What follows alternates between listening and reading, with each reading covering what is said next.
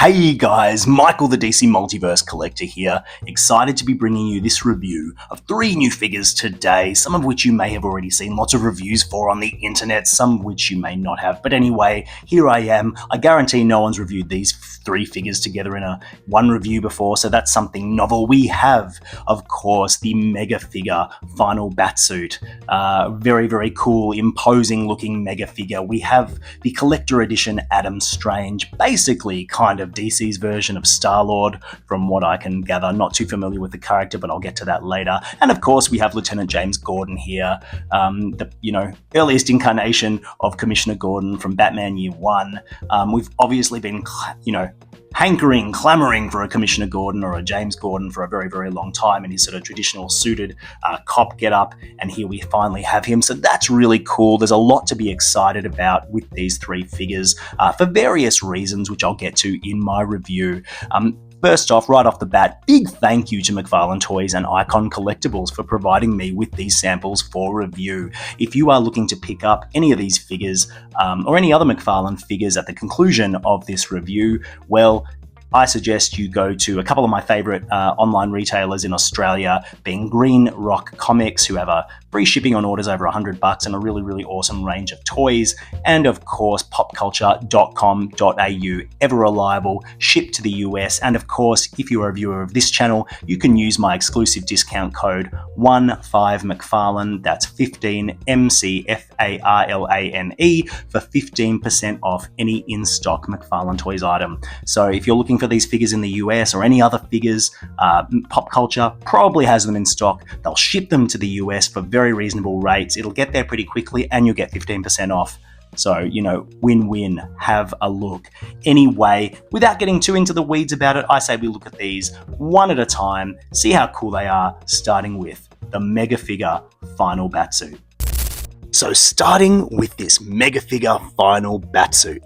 Look, not a design I was familiar with, but you can see it looks pretty impressive in the box. It's a fairly big figure. It doesn't take up too much real estate, I've got to say, but nonetheless a striking visual appearance in this big Mega Figure box. Turning it around, you can see this is the final Batsuit from Justice League, the 6th Dimension.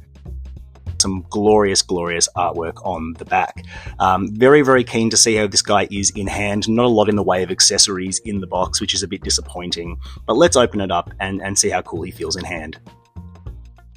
Alright, so kicking things off with the Batman final Batsuit from Justice League, the 6th Dimension. I was not familiar with this storyline. I do know that it was authored by Scott Snyder, who's written some of the coolest and also some of the most insane stuff in modern Batman history. And of course, looking into this storyline, I realized it's the same typical Snyder grandiose multiverse nonsense. And I mean that sort of in an affectionate way. The storyline is beyond me. It seems like this is a suit developed by Batman to combat sort of, an ultimate enemy, in this case, the World Forger. But that's sort of like a far out futuristic storyline. Essentially, this is just giving Hellbat armor in many ways, and it's sort of the typical overpowered Batman suit. Here's the art, of course.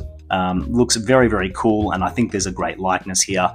And I'll pause it so you can have a look at the back. This data file makes absolutely no sense. If you are not familiar with the storyline, it will not explain what is going on or where this Batsuit comes from. So that's fairly useless, but the art is cool. Looking at the figure itself, so it's funny that I mentioned that this is very similar to the Hellbat armor, which we got, as one of the first figures in the whole line. These wings are exactly the same. They are the Hellbat wings with a bit of extra paint. Having said that, they match the art really quite well, I think. Not perfectly, but well enough. The figure itself is quite impressive looking. I think the gold and whites colour scheme is really striking and sets this apart on the shelf from many of the other offerings, including the other sort of futuristic Batsuits or the Batmechs that we've got from Mcfarlane Toys, which we'll have a look at in a minute, a couple of those. But just as a sheer toy with shelf presence, this one has it, and it really follows that Mcfarlane Toys rule of cool. Like, if it looks cool, we'll make a toy of it.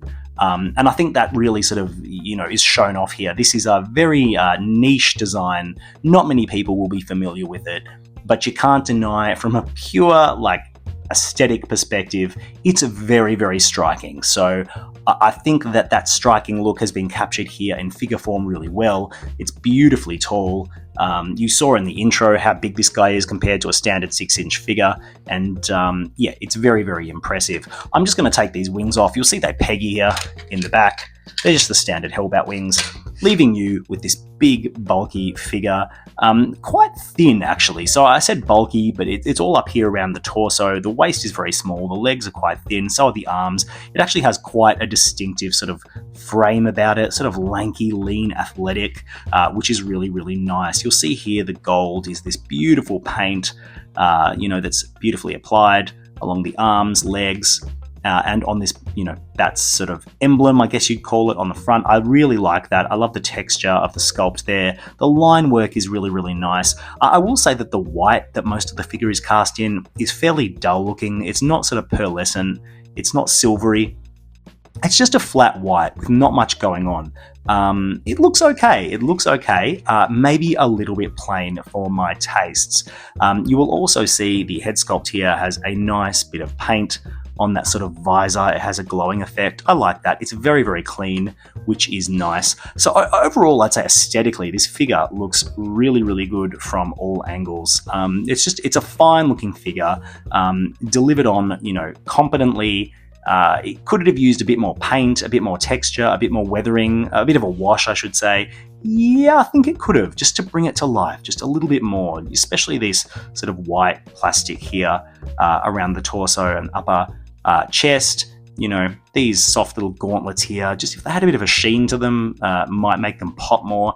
And I will say on the accessories front, this guy is kind of lacking. You get the display stand, which is a given. Obviously the wings clip in, but they're not an accessory. No alternate hands, so all you get is these fists here, closed fists, which, they're probably the right hands. If you're only going to give them one set of hands, the fists are probably appropriate for this guy, but come on, Mcfarlane. It's a mega figure with a premium price point. Please chuck in one more set of hands. I think that's just the bare minimum of what we expect, but we don't often get them with mega figures, unfortunately. In terms of that overall value proposition, I would say this guy is pretty big. Like, he's definitely large. I'd say he's definitely worth roughly 2 of a regular figure, so that seems about right. In terms of articulation, there's nothing special going on here. I'd say in terms of a mega figure, he's actually among the better articulated mega figures, and that's because he's so lanky. So you really do get quite a lot of athletic poses, and I would say overall, he moves pretty much like a standard DC Multiverse figure. It's just that everything's a bit bigger. So this is not one of those cases, as with some of the other mega figures, where the proportions are so out of whack and so bulky that you just can't get the same level of articulation. It's pretty much a standard Mcfarlane figure, but just, roughly double as big, Compare that. Let me bring in another example of a Batsuit. This is the Justice Buster mech, also a mega figure. Obviously a completely different kettle of fish in terms of size, scale, articulation. This guy does not move as well, but look at the size of this guy. Like, the volume is just, off the charts. I'd say in terms of weight, they're actually not too different. They're almost the same. This guy is a bit heavier, but you'll just see that, pound for pound, dollar for dollar, the Justice Buster mech is just like a better use of the mega figure format. Like, you just get a whole bunch more for your money as compared to the final Batsuit, which is cool. It's accurate to the comic. It just kind of feels a little, maybe just not as, meaty as it could. I don't know what the answer is there. Should this have been a mega figure, or should this have been like a collector edition figure? If you compare this to like the Grid figure that we got recently as a collector edition, he's no bigger than Grid, and Grid was a $50 figure in Australia. This is like an $80 figure. So, I don't see that the value is there. I don't think this should have been a mega figure. Probably a collector edition would have been fine. That's probably my biggest complaint about the figure. It's finely executed in just about every way. I just think it's maybe, just slightly inadequate compared to what's come before. Another example of a mech, here we have the Rookie suit. Now, this came in a 2-pack with Mr. Bloom, so the value proposition is slightly different, but even then, compare the two, you'll see Rookie is much, much taller, And despite having, very similar lanky proportions, just bigger, a little bit more shelf presence, a bit more impressive overall. Dollar for dollar, I just think you get more with some of these other releases and mega figures in general. This guy seems a little bit slight. Final Batsuit, very, very cool, looks great, moves well, not much in the way of accessories, but if you pop this guy on the shelf, he'll definitely capture your attention and, command, a lot of presence. So I'd say it's a gentle recommend. I quite like this figure, and, for the right price, I think you would love him too. Turning now to Adam Strange, a character that I am actually not all that familiar with. I had to do a little bit of reading. Space hero, Planet Ran will go well with that Planet Ran-based Swamp Thing that Mcfarlane released recently. But basically, he's an archaeologist who was, zapped to another planet and fights sort of intergalactic cosmic adventures. Reserve member of the Justice League. Not a character that I have a lot of affinity for or familiarity with, but it's another fine example of when you get a figure and it actually makes you want to learn more about the source material, which is what's happened to me. I'm going to go down an Adam Strange rabbit hole later on, I'm sure. That sounds a bit weird, but that's what I'm going to do. You'll see it's a Mcfarlane collector edition in the nice big sort of box with the silver foil writing. Looks pretty good. Not a lot going on in the box. You can see that the accessories look fairly limited. You got the face plates, the hands, and the pistol. Not a bad spread, all things considered. And of course, the figure itself looks pretty nice there in the box. I can tell it is that Blue Beetle body buck that we've seen 1,000 times. Let's see if the overall package can kind of overcome that essential sameness, I guess. Turning the box on its side, you'll see we have here, it's number 33 in the Collector Edition series, and it's Adam Strange from the Strange Adventures. And on the back, we have the artwork. So without further ado, let's get Adam Strange open and see if he impresses more in hand. So here is Adam Strange out of the box, and this is a fairly fun-looking figure overall. We sort of don't get a lot of sort of light-hearted figures in DC Multiverse, this sort of swashbuckling, spacefaring kind of Star-Lord figure is kind of fun to get in Multiverse. I like that. Excuse my lighting, it's kind of making him look a little bit like ketchup. That bright red plastic makes him sort of shine like tomato sauce. So you'll see right off that he uses that same Blue Beetle body buck that we've seen a zillion times before. But like always, when there's reuse, the devil is in the details, i.e. what has Mcfarlane Toys done to make this unique? What have they added, grafted on to give this figure a unique flavour, to give him a unique shelf presence? And I think they actually have done really, really well. I'll get into that in a minute. For now, let's have a look at the card, which you'll see has that nice tin foil or silver foil collector edition writing, the great looking artwork, and on the back, a data file for Adam Strange. You can pause and read that if you like. In terms of accessories, we do get the display stand, which you can see right there. We get this ray gun right here, which I'll show you in a moment. I'll show you now. Let's be generous. And you'll see it is just a very, very plain piece of plastic. It's a unique sculpt, I believe, which is kind of nice. You'll see that he gets a trigger, finger, hand right there, so he can hold the ray gun. You'll see I've popped that on. And you'll see he has another fisted hand. He also comes with the alternate of each of those hands. So he has the other fist and the other trigger. There you go. He also comes with 3 face plates right here. Let's show you those now.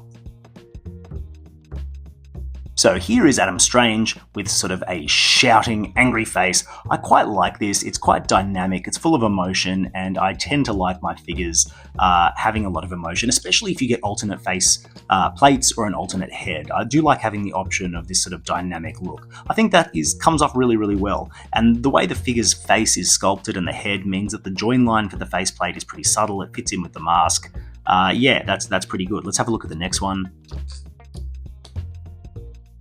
Here you will see it's a fairly stern face for Adam Strange, stoic, serious, especially as compared to that original sort of happier looking face. Subtle, but pretty nice to have, and gives you a bit more flexibility in how you display him. And finally here, we have the version of Adam Strange with his mouth guard on, which sort of covers up his mouth area. I actually think it makes him look a lot cooler. It's giving Scorpion and Sub-Zero from Mortal Kombat, and I think it actually makes him look a little bit more badass, a little bit cooler for the shelf. This is probably how I'll display him, or maybe the angry face. What do you reckon? Let me know in the comments. Angry face or like Sub-Zero mask? I don't know. I don't know. Both pretty cool. I think this is probably the cooler look. The screaming face probably just has a little bit more going on in terms of personality. But anyway, the accessories are pretty good. Like they're not super substantial, but those faceplates aren't nothing, and they really enhance the playability for a figure like this. And I'm sure Mcfarlane would tell you that the inclusion of those faceplates is what makes this a collector edition figure. You know, because these faceplates are so, you know, much to produce. I don't know the economics behind it. I find the argument a little bit hard to buy. They're just tiny little faceplates, but I'm glad to have them, and he comes with a decent spread of alternate hands. Maybe some gesture hands would have been good as well. What's one more set of hands, Mcfarlane? Come on. He gets his pistol, which is always nice. He's got a nice little holster here on that belt around the waist. Let's just test if the pistol can go in there, or the ray gun can go in there. And of course it can. It's a nice big spacious holster, sealed at the bottom. Coming to have a look at the figure itself, like I said, it's that Blue Beetle body buck. Seen it 1,000 times. I'm not going to go through the articulation. You know what this bad boy can do. I think there is some concern about this soft plastic at the holster here. If you articulate too much, you might wear that plastic down. So that's something to be mindful of. It's fairly thin, that plastic. I will say some of the paint here around the gloves, like that is just really sloppy. Look how messy that is. That should be sculpted, but of course with this buck they don't sculpt the gloves, so that's really nasty. And I think overall the paint on this figure is pretty lame. The red, sort of darker red stripes down the side of the leg and the body, just very, very not clean. Can you see sort of the patchiness of that? I don't like that very much. And you'll see here that this white strap around the upper leg is painted. It is not actually sculpted, and it's just very messy. It's thicker here, thinner there. It just doesn't look great. It hasn't been applied with care, and you can tell. Having said that though, the head sculpts and the faceplates are all really, really nice. I like the detail of gold up here on the crest. The eyes on all the faceplates are painted really well. It overall looks pretty good. From a distance, it looks good, and then you kind of get up close and you see all the splotchiness in the paint, and it just gives a sort of slapdash look. I do like this sort of holster piece that goes around his chest with the rocket pack on the back. That's really nice, and it does give him a unique profile, and it sort of sets him apart on the shelf. So overall, look, I mean, you look at this figure, I think from a distance, he actually is quite striking with the red, the gold, the rocket pack, and I think if you put him like in a dynamic pose, holding his pistol, maybe even on a flight stand if you have one. It's a shame you didn't come with one for the price. But there's something to be done with this guy. I think you can make this guy look pretty cool. It's kind of a dorky design, but dorky in the sort of classic comic book fun way. So I can dig it. Should you rush out and buy this guy? I don't think so. I don't think the character is that cool. It's a nice to have. It's definitely not a must have unless you are specifically a fan of the character. But lukewarm recommend. I kind of like it, but I don't love it. So there's that. Turning now to the third and final figure that we'll be looking at today, and that is the gold label Lieutenant James Gordon from Batman Year One. Now, we've been clamouring for a Commissioner Gordon for a very, very long time. Here we have Lieutenant Gordon before he's the Commissioner in his sort of younger Year One days. As far as I'm concerned, that's good enough. It's probably as good as we can hope for from Mcfarlane, who is not a huge fan of civilians, as we have figured out. Not a lot of suited civilian characters, certainly we're still missing a whole bunch of them, but finally here we have Lieutenant James Gordon, and that's really cool. And I think the figure itself in the box, despite being a clear reuse of Constantine, we'll get to that in a minute, looks quite good. I'm impressed at first blush. You see here on the side, it's from Batman Year One, and on the back we have that, of course, iconic artwork from Batman Year One, who tells us sort of what this is intended to depict. So anyway, let's open this guy up. So here's Lieutenant James Gordon out of the box, and guys, this figure is more impressive than I thought he would be. And it kind of makes me mad that I'm impressed by him because, as we all know, he is just straight up reuse of Constantine here. Here's the thing, guys. Constantine was an absolutely awesome figure when he came out because the sculpt was really, really awesome. And guess what, guys? The sculpt continues to be really, really awesome for this James Gordon figure. There's a great level of detail over this guy, and I think the thing that will blow me away the most is probably the detail on this jacket. This jacket looks amazing. The hair looks great, and despite the fact that this is technically based on the David Mazzucchelli artwork, it's kind of not abstracted to the point where you couldn't just use him as a standard Jim Gordon. So that's really cool. This is going to be, I think, a really sought after figure in general because, you know, the people want Jim Gordon. They want Commissioner Gordon. They want Lieutenant Gordon. They want a cop in civilian clothes, and Mcfarlane has delivered. In terms of accessories for this guy, you do get the display stand, which is, yep, it is what it is. You also get the card as per usual. There's the David Mazzucchelli artwork, very iconic. Note how small the pistol is here compared to the beast he has there. Coming up the back here, we have the data file. You can pause that to read sort of the little synopsis of Year 1. Great story if you haven't read it. So yeah, that's Jim Gordon. You get the pistol, like I said, and it's just comically huge. And I don't know if this is just a reuse from the accessory pack, but surely there was a more appropriate gun for Commissioner Gordon than this. This just seems insane to me. I think I'll be swapping this out for a little snub-nose revolver from an accessory pack because this just looks absolutely deranged. This is something the Joker would pack, not Jim Gordon, if you ask me. So it does fit in his trigger hand, like you have to really wedge it in there. And it just looks awkward as hell to me. Like, who is James Gordon, like, killing with this? Like, that is just, you know, that is just male insecurity and, like, overcompensating to the extreme. Like, who is he trying to fool? Like, just buy a Ferrari, man. Having a look at this suit, which is an overlay here, fairly soft plastic. Look at how they've applied a wash to it. It looks great. It's got all the weathered sculpted detail. It's got the wash over the top to bring out the details. And the same wash has been applied to the sculpted arms. You know, it's just got all these wrinkles, all these creases. I love it. It looks awesome. It looks realistic.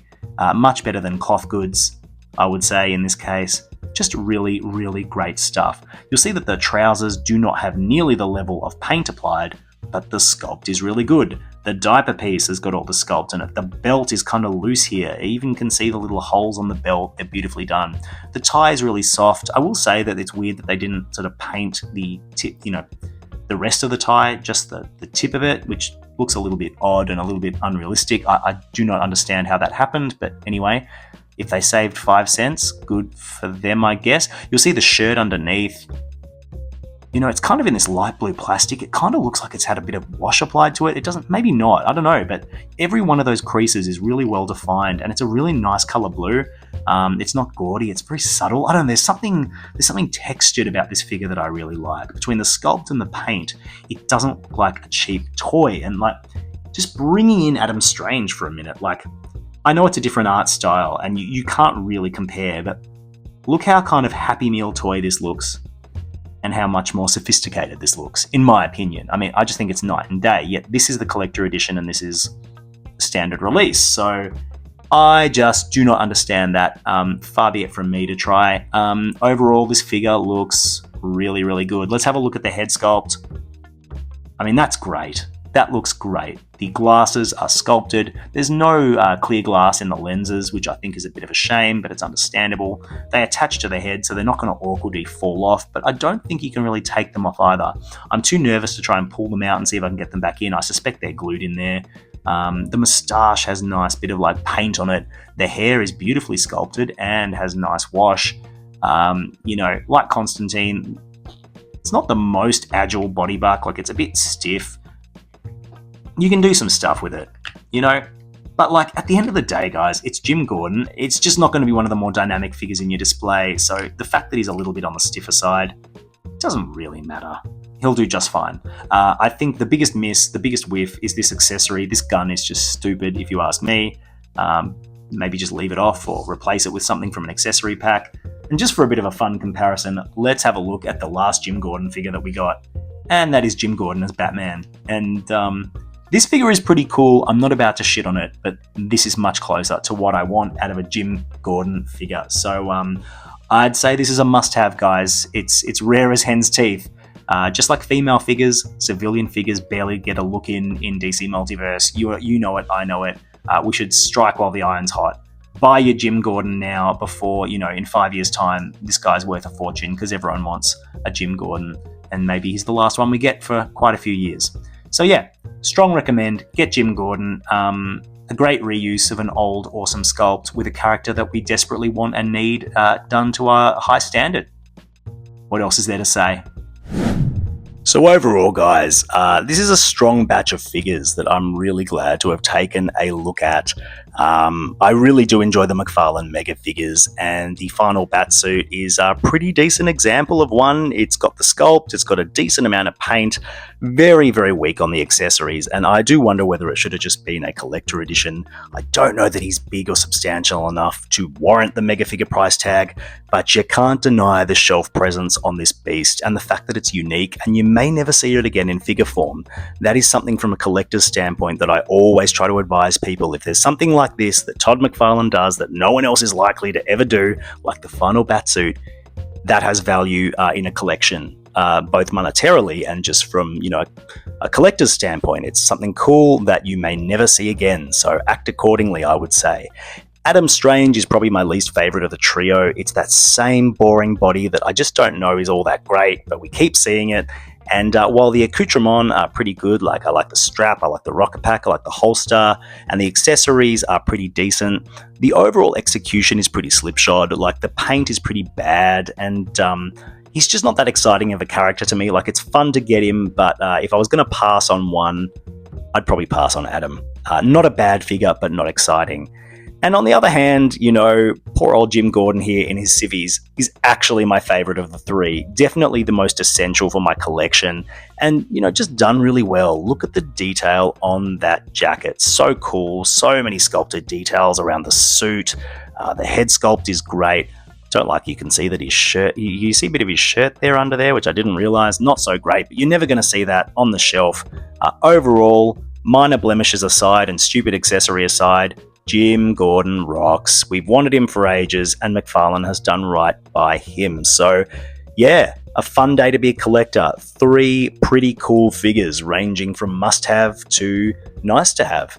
Not a bad spread. So, if any of these figures appeal to you, go out and grab them, I say. And if this video has been helpful, informative, or entertaining, give it a like, please. And, if you enjoyed what you've seen, let me know in the comments, and also subscribe. It really helps me out. And hit that notification bell as well, and you will be apprised in a timely fashion of all my new videos, and I will have more coming soon. So until then, collectors, as always, happy collecting, and thank you so much for watching.